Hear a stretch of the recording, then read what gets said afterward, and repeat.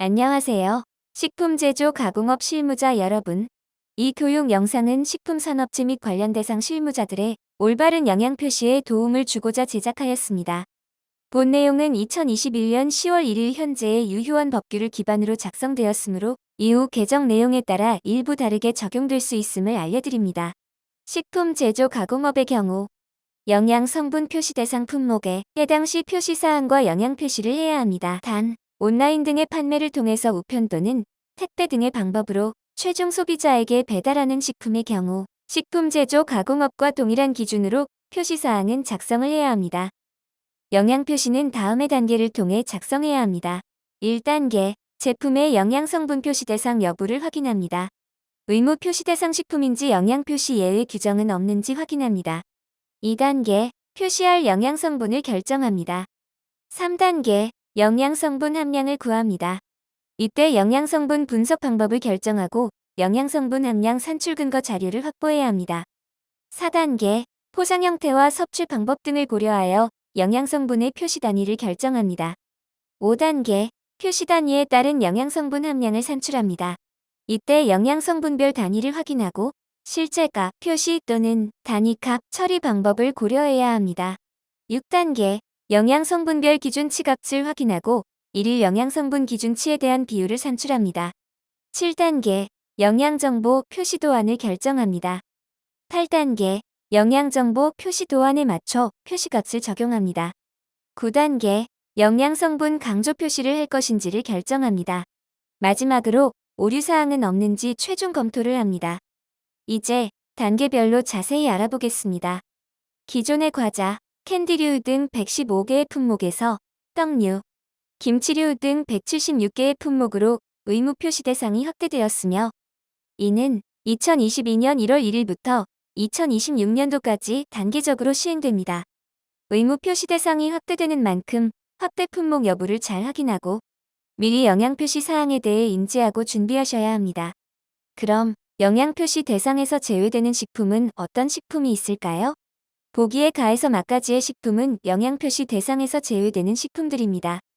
해당 식품이 영양 표시 대상임을 확인했다면 의무적으로 표시해야 할 9가지 영양 성분과 함께 추가로 표시할 영양 성분을 확인합니다.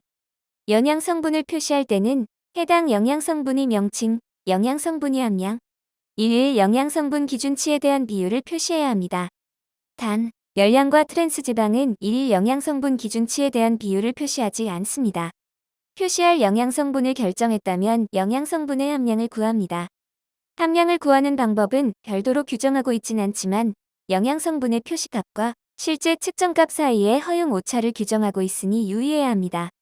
영양 성분별 분석 방법은 식품공전에 따른 시험 방법으로 해야 하며 식품공전에 수제되어 있지 않은 경우에는 식약처장이 인정한 시험 방법, 국제식품규격위원회, 국제분석화학회, 국제표준화기구, 농약분석 매뉴얼 등의 시험 방법에 따라 함량값을 구하여 표시할 수 있습니다.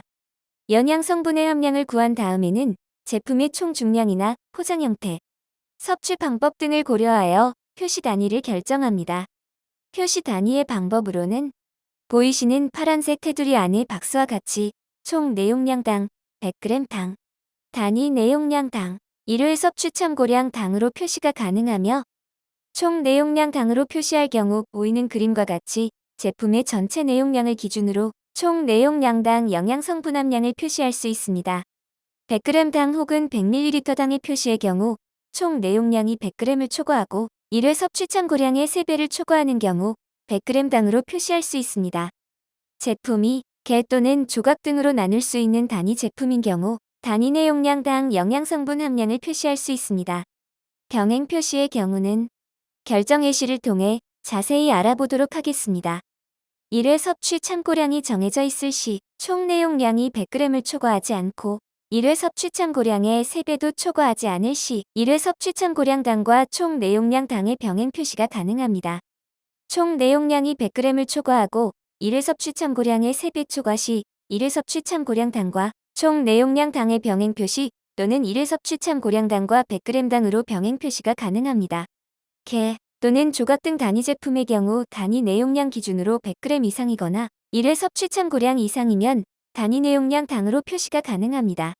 단위 내용량 당의 병행 표시의 경우 총 내용량이 100g을 초과하고 단위 내용량이 1회 섭취 참고량의 3배를 초과할 시 표시할 수 있습니다. 희석, 용해 침출 등을 통해 음용하는 제품의 경우 식품 유형별 1회 섭취 참고량을 만드는 데 필요한 용량 또는 중량을 1회 섭취 참고량으로 할 수 있습니다. 표시 단위를 결정했다면 표시 단위에 따른 영양성분 함량을 산출합니다. 예를 들어 보기의 검사 성적서가 100g 기준으로 결과가 나왔을 시 영업자가 총 내용량인 200g당 산출을 원하면 영양성분 결과에 곱하기 1을 하여 산출하는 등 영업자 판단하에 허용 오차 범위 내에서 표시할 수 있습니다. 열량은 영양성분의 표시 함량을 사용하여 산출합니다. 열량 계산법 예시안에 오른쪽 하늘색 표에 영양성분별 1g당 열량을 확인하고 가운데의 열량 계산식과 같이 풀어보면 열량은 총 271kcal가 나옵니다. 이때 열량은 그 값 그대로 표시하거나 5kcal 단위로 표시가 가능하므로 영양정보의 열량은 270kcal로 표시할 수 있습니다. 영양성분 함량을 산출했다면 일일 영양성분 기준치에 대한 비율을 계산합니다. 각 영양성분의 일일 영양성분 기준치는 보기의 표와 같습니다. 예시를 들어볼게요. 탄수화물 기준치를 보시면 일일 영양성분 기준치가 324g입니다. 탄수화물을 200g당 산출할 시 총 함량은 160g입니다. 탄수화물 기준치 대비 100분율로 계산하면 49.483%가 됩니다. 이때 일일 영양성분 기준치는 소수점 첫째 자리에서 반올림하여 정수로 표기해야 하므로 49%가 됩니다. 트랜스 지방의 경우 일일 영양성분 기준치를 정해두고 있지 않으므로 비율을 표기하지 않습니다. 일시정지를 하시고 오른쪽 표의 일일 영양성분 기준치를 보면서 일일 영양성분 기준치에 대한 비율을 산출해 보시기 바랍니다.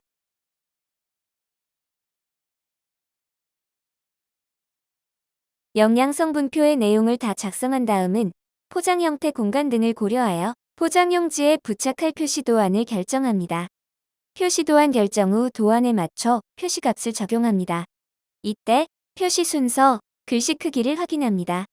나트륨의 경우 그 값을 그대로 표시하거나 120mg 초과 시 그 값에 가장 가까운 10mg 단위로 표시할 수 있습니다. 지방의 경우 포화지방과 트랜스 지방을 구분하여 표시해야 하며 5g 초과 시 그 값에서 가장 가까운 1g 단위로 표시하고 5g 이하 시 그 값에서 가장 가까운 0.1g 단위로 표시합니다.